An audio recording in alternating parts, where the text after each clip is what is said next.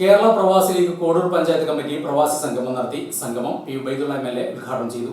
Panchayat Muslim League president N Kunjeedu അധ്യക്ഷനായിരുന്നു.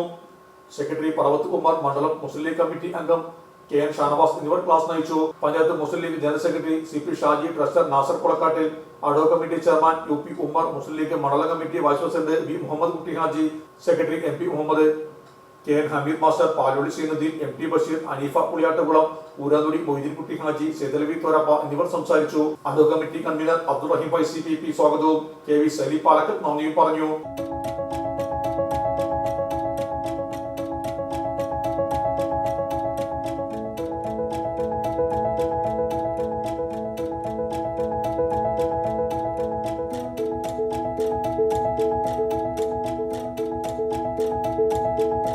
ഇനി വേണ്ടതെല്ലാം വേണ്ടുവോളം വിലക്കുറവിൽ നിങ്ങൾക്കായി മലപ്പുറത്ത് Sama hyper market, Tirur road, Mailappuram, Malappuram.